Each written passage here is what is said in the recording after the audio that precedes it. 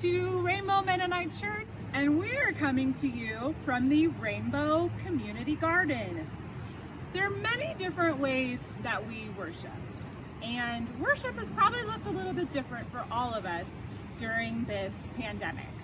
I know for me, worship has been getting up, going for a walk or jog around my neighborhood, and then usually ending up with a cup of coffee on my front porch, just to enjoy a little bit of quiet and a little bit of peace in my neighborhood. Amanda, what does worship look like for you lately?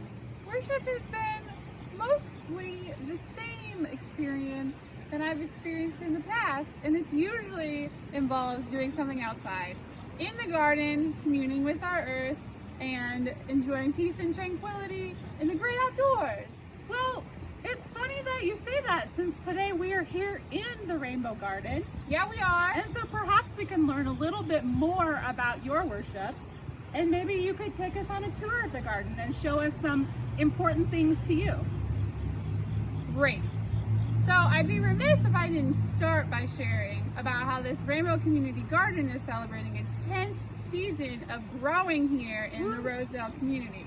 Aaron Barnhart did tell me earlier in the year that this is the 10th year of growing right here. So originally this garden started as a group of congregants who wanted a space to grow food for their families, and so they all had a plot here and grew for their families. And then after a couple of years, the interest changed and the garden turned into a little bit more of a community space grown in order to provide food for the Freedom School, now the Rainbow Summer Program school.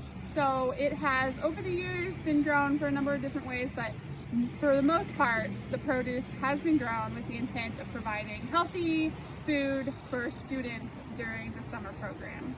So this year is the same story. So even though we all know that the Rainbow Summer Program was not actually happening in the building, they were still producing food and providing meals for all of those students. So we grew a lot of stuff in order to help out the kitchen staff and then to even send some stuff home with the students.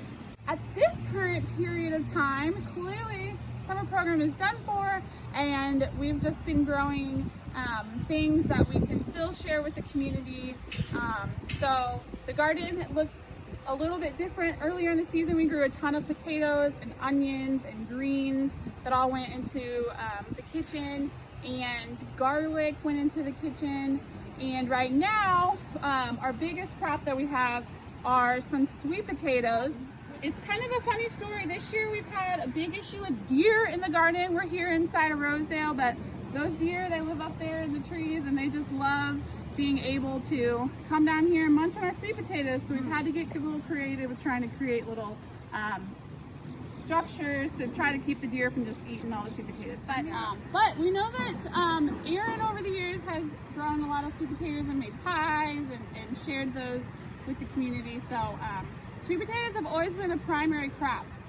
We have some green beans growing, so beans are always fun. You can plant them several times during the season. So we have 2 beds of beans growing over here. So if you know anything about me, you know that I love cabbage because I can make sauerkraut. So we've got several beds of cabbage growing back here. And then in the back this year is where we grew all our tomatoes. So the tomatoes look like just a giant forest right now, but we've shared those with neighbors. I've used a lot personally, but tomatoes are always fun. Ooh, you gotta check out this garden spider. If we didn't have a nice view of all of the beneficial insects, we'd miss out. So anyways, this is our community garden.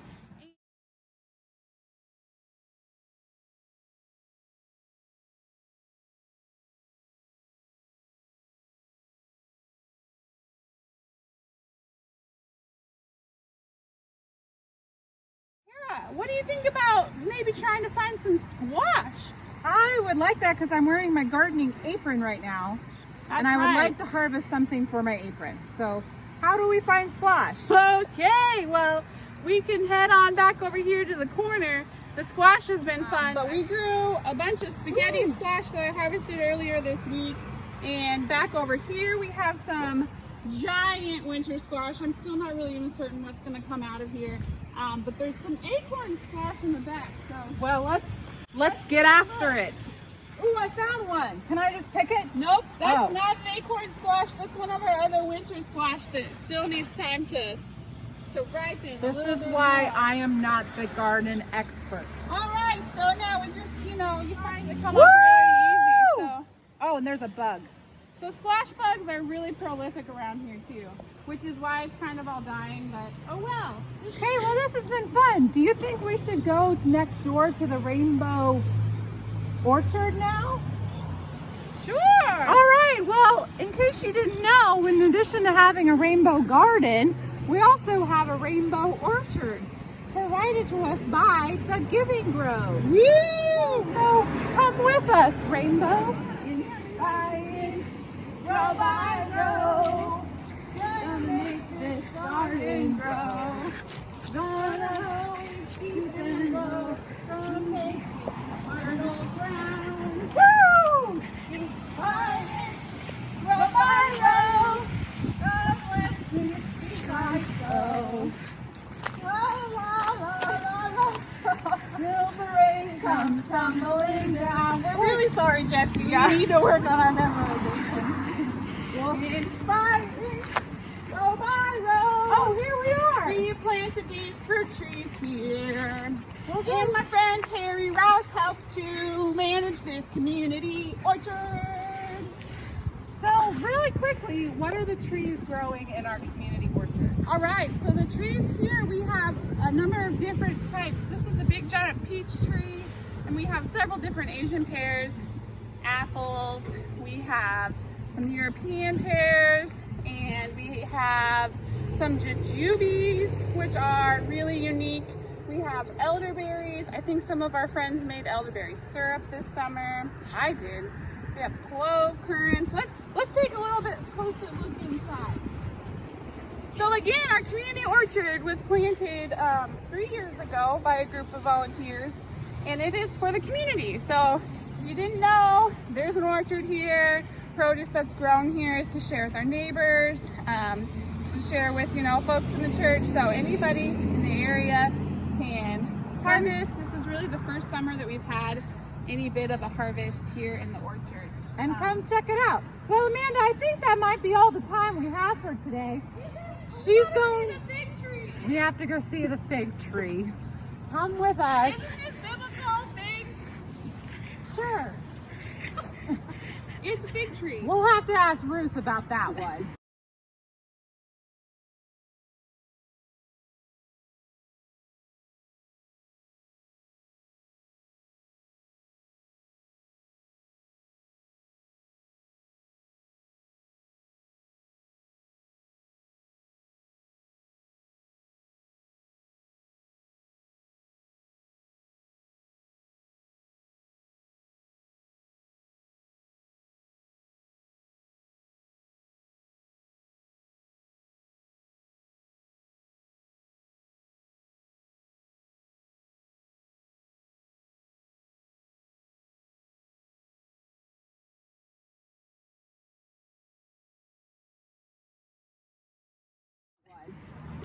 All right. Is there anything else before we let these nice folks get back to their worshiping?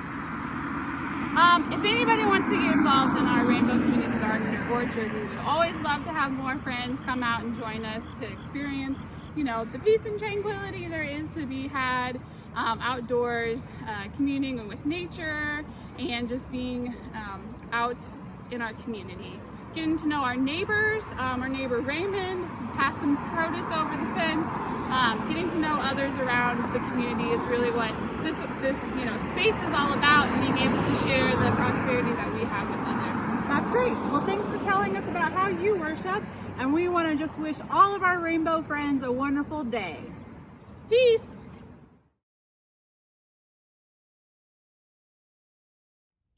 Hello, my name is Dwayne Graber, and I've attended Rainbow Mennonite Church for almost 25 years.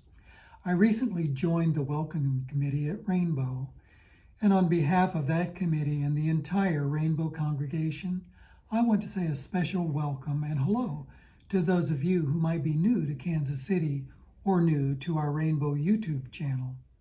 Please reach out by filling out the Friendship Register form linked in the description, send us an email, or give us a call if you would like more information on how to get connected or involved at Rainbow.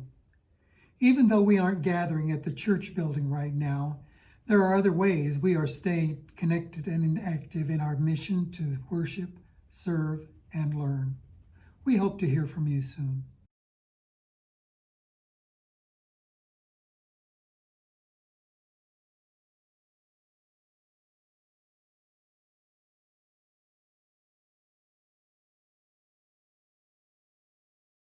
Well, here we are on this Labor Day weekend.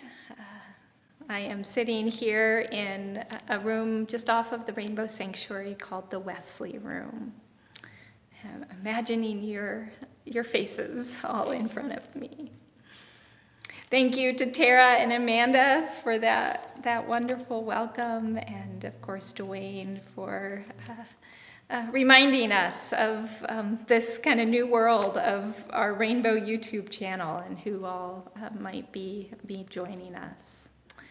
If you're connecting to our worship services online for the first time, we're in the midst of a study of the book of Exodus. So we're at the end of chapter 15. This week is a section of Exodus is going to be very different than last week. So last week, Rosie did a beautiful job of highlighting the songs of Moses and Miriam, right? The songs of liberation that the people sang as they were crossing the Red Sea into freedom, into liberation. Well, next, the story goes that they're led right from the water into the wilderness, and for 3 days they are without water and nourishment. Their songs of liberation quickly turn into complaining, right? They're suddenly in a wilderness of disorientation. When the people finally do find water, it is so bitter that they can't drink it. So they call the place Marah, which in Hebrew means bitter. Now there's another place in the Hebrew Bible or the Old Testament where Marah is mentioned. You may recall the story of Ruth and Naomi in the book of Ruth. Naomi and her family, due to a humanitarian crisis of famine, they have to flee Bethlehem, which means the house of bread. So they flee the house of bread and find a home in the foreign land of Moab. Well, Naomi's husband would soon die, and then her 2 sons, leaving her and her 2 daughters-in-law as widows. In Hebrew, widow means leftover piece. So you can imagine there was no security, very, very few provisions made at that time for widows. Well, Ruth and Naomi, they return after the famine is over. They return to Bethlehem together, bound by this fierce, loving kindness and loyalty that they have for each other. And as they approach Bethlehem, all the town is stirred, the story goes.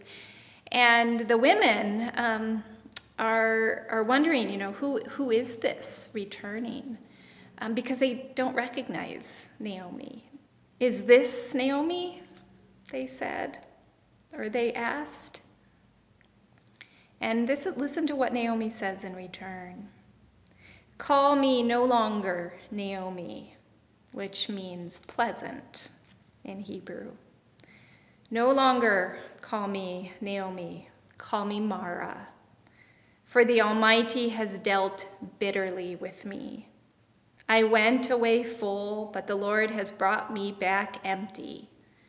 Why call me Naomi when the Lord has dealt harshly with me and the Almighty has brought calamity upon me? So the Israelites are in a place of Mara, of bitterness. And like I said, their songs turn into complaining. And it's quite chilling what they're recorded is saying next in Exodus. If only we had died by the hand of the Lord in the land of Egypt, when we sat by the flesh pots and ate our fill of bread. For you, and there's complaining at this point to Moses and Aaron, for you have brought us out into this wilderness to kill this whole assembly with hunger. They would rather return to their existence as an enslaved people, sitting around the flesh pots, for at least they were guaranteed some nourishment. Not so in the wilderness. Well, what happens next, if you're reading along, is that God hears the complaining. Moses and Aaron, meanwhile, are like, hey, don't complain to us. we're just taking orders. Well, God then promises food and nourishment. Listen to the words of Yahweh as recorded in Exodus. I am going to rain bread from heaven for you, and each day the people shall go out and gather enough for that day. So each household or grouping was given clear instructions so that each person is given enough for each day. Saving it, hoarding it was not allowed. Each one was to gather as much as each needed for one day. When I was studying Greek in seminary, we were working with the Lord's Prayer, and I realized then, and I still think about this, that one way Greek scholars have translated the Lord's Prayer, give us our daily bread, right, is give us the necessary for the day bread. Might harken back to this moment in the Exodus drama. Now, this promise that God would rain down a bread and that they were kind of limited or given clear instructions around that. It's noted in the story that God does this. God puts parameters around this gift in order to test the people, to see whether they can follow instructions, whether they will live within these limitations or not. And of course they don't. We saw that coming, right? So we'll come back to that. Well, as the story goes, quails come in the evening. They cover the camp, and in the morning, the people found a layer of dew. And when the dew lifted, there on the surface of the wilderness was this fine, flaky substance, as fine as the frost on the ground. Well, we learn later that the people called it manna, which literally means, what is this? What is it? Manna. What is it? It is like a coriander seed. It's white, and we're told in Scripture that it tastes of, or kind of like wafers made with honey. Well, like I said, humans being as fickle and dense as we are at times, the people did not follow Yahweh's instructions. Some tried to take more than what was necessary for one day. And those who did that, they paid for it, for the manna bred worms and became foul quickly. Well, another part of God's instructions that the people did not follow was that on the sixth day, so before the Sabbath, they were to gather enough for 2 days. Okay, so every other day they were to gather just for 1 day, but on the sixth day, gather for 2 days. So that Sabbath, the seventh day, could be protected as the day of solemn rest, a holy Sabbath to the Lord. I'll read from Exodus. Bake what you want to bake and boil what you want to boil, and all that is left over put aside to be kept until morning. 6 days you shall gather it, but on the seventh day, which is a Sabbath, there will be none.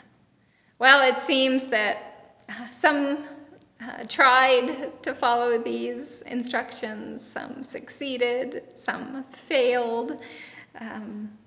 But we do learn at the end of this section that the Israelites continued this pattern of staying alive due to manna.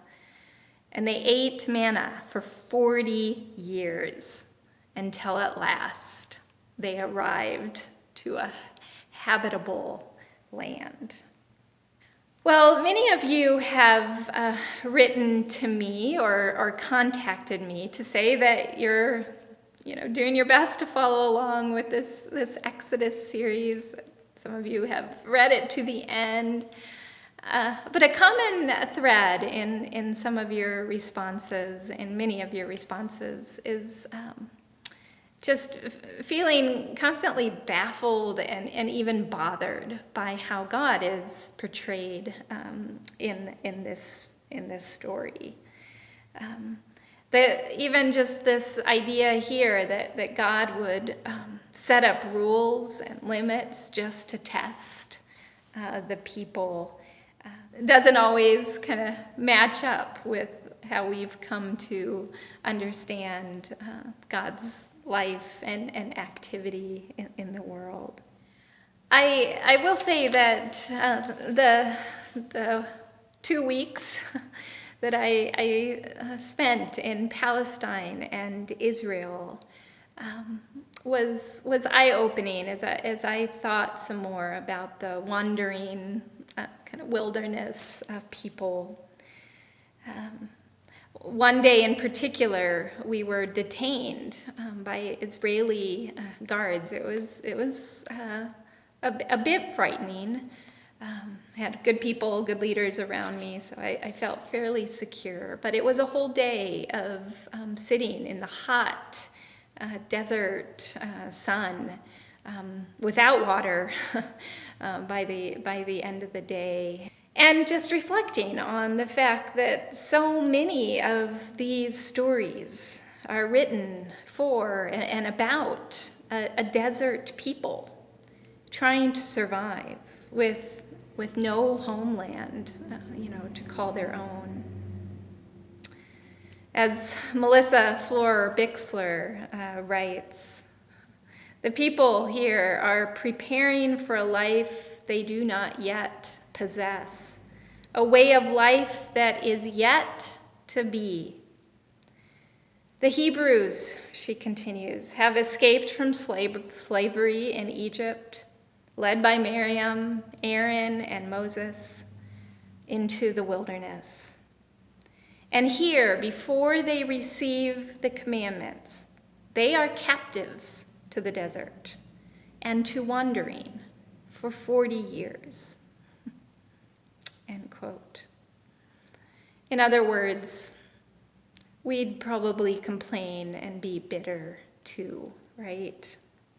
But if we step back and look at kind of the bigger picture, what Melissa says I find so interesting.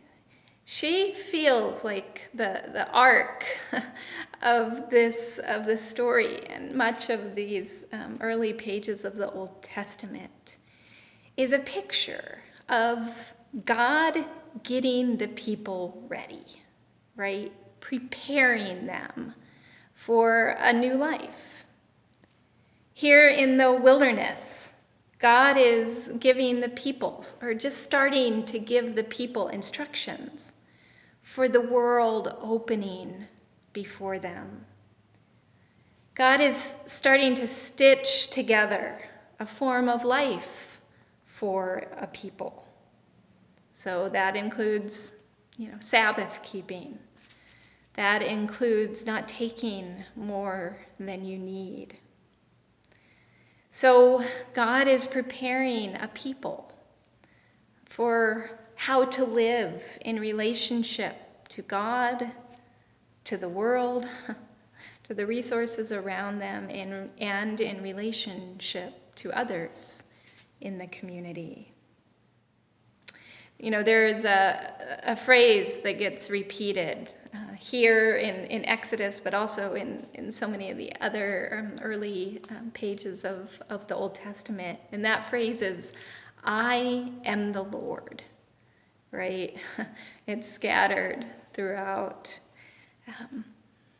The one way to think about the commands, the limitations, the rules, it is about God luring the people into this truth that I am the Lord. It's about the people discovering God's life within the body. So it's the beginnings of getting a people more and more inside God's life, so that the people can live in the world in a way that looks more and more like God's life, or patterned after God's life and justice. It's about justice, God's love, being built inside the people, the land, the community, so that God's life will emanate from this center. Again, to quote Melissa, in each generation, we find ourselves standing on the crest of a new promised land, a world brimming with potential if we are willing to see it. Learning the way there, learning what we must resist in this place, the temptations here in this land that assimilate us into injustice, that pattern our lives according to the accepted forms of oppression. So in that way, we are not unlike the Israelites. And hopefully we reread the words and the experiences of the wilderness people that are a mirror for us as we seek our own lands of promise and justice. Well, we will return to those themes in the weeks to come. We're going to spend one more month looking at the book of Exodus, and then switch gears. But for now, I want to return to that rather stark and chilling statement that the Israelites are found saying at the end of chapter 15. Just 3 days after experiencing liberation, they want to return to that place of enslavement.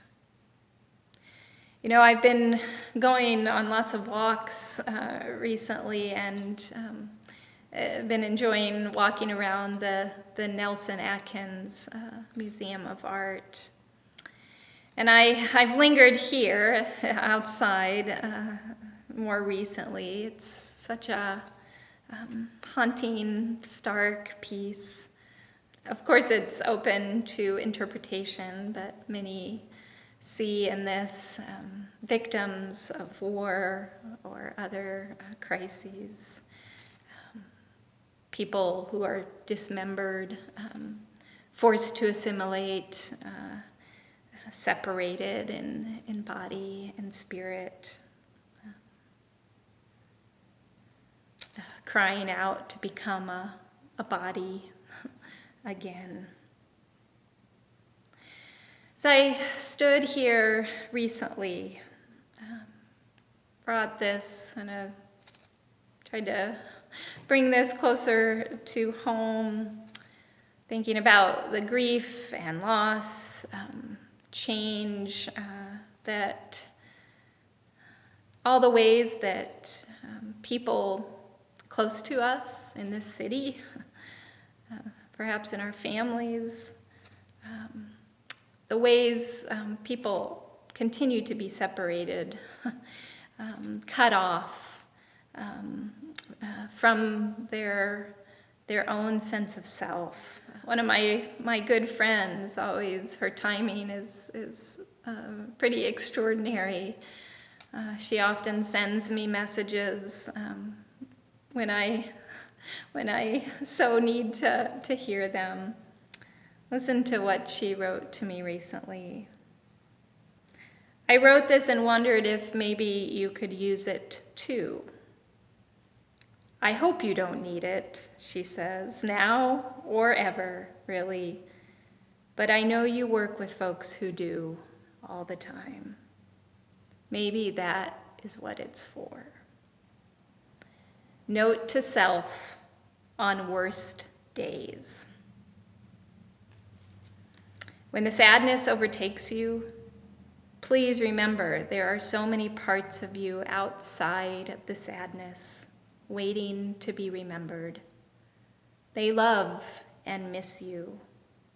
They are still there, just outside of the pain that is crushing you, waiting to collect you, waiting to rejoin you again. Give them that chance.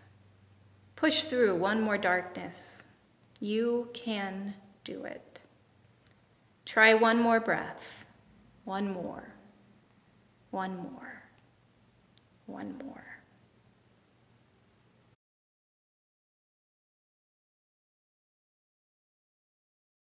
Recently, I started thinking about this rather faint memory that I have, and I tested it, and it turns out that my memory was accurate for the most part. So the memory goes that I was listening to Sarah Wanger-Shanks. She was the most recent, now retired AMBS president of the seminary. I heard her talk once, years and years ago, about the kind of bouncy Caribbean song, Ale, Ale. It's a song we've sung at Rainbow quite a bit. We'll hear it here in a minute. But I remember Sarah talking about that song and finding it on her lips at a time when she was grieving so intensely. And I remembered her talking about almost kind of wrestling that song into a blessing and wrestling with her pain and trying to turn it into something else that pushed her beyond just the experience of pain. So I wrote to her last week and asked her if my memory was right, and I want to share what she wrote in response. Yes, Ruth, I do have a story of singing, crying, arguing with Ale, Ale, while lamenting a terrible tragedy in our community.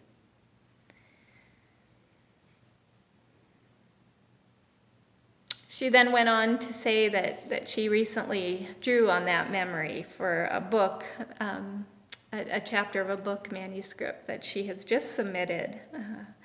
It's called Fortifying Words Needed in Hard Times. She's allowed me to share these paragraphs with Rainbow today. So again, from Sarah Winger-Shank. We deal with bad news and the hard times that ensue in lots of different ways. Anger, bitterness, despair, anxiety, shaking our fists at God, blaming the government, organizing protests, throwing things, crawling under the covers, eating comfort food, rolling up our sleeves, praying. When I was particularly distraught by a double tragedy affecting people in our community, my dear friend's husband and her daughter's husband, both killed within 10 days of each other in separate, horrific accidents. I sat at the piano, tears streaming down my face, wondering what in the world there was to sing that might assuage the confusion, anger, and grief. I happened onto the song, Ale, Ale. Halle, halle, hallelujah. Halle, halle, hallelujah. Halle, halle, hallelujah. Hallelujah. Hallelujah.